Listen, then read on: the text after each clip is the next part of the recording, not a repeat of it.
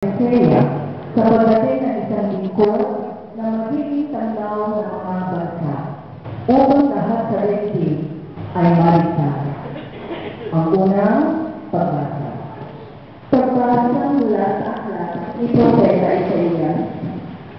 Makinig kayo mga tao na ninirahan sa malalayong lugar.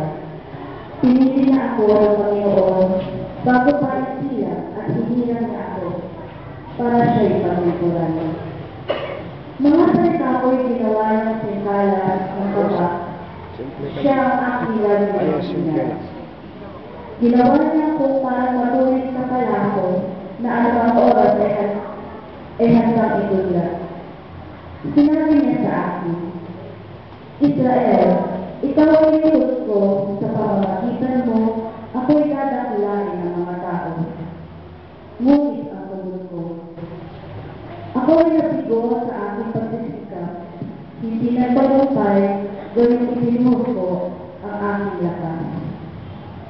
Gayunmay, ipinitiwala ko sa Panginoon ang aking kalagayan na ako'y gagatimpalaan sa aking kayanan.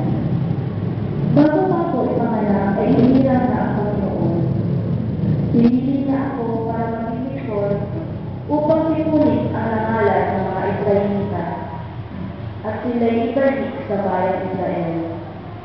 Binigyan ako ng Panginoon ng karangalan sa kanya'y nagbubuhat ang aking karangalan. Sinabi ng Panginoon sa akin, Israel na aking lingkod, may mas mahalaga pa akong ipapagawa sa iyo. Bukod sa panunungkanin sa mga Israelitang nalabi, ay gagawin kitang tanglaw ng mga bansa upang lahat sa daigdig ay mailigtas.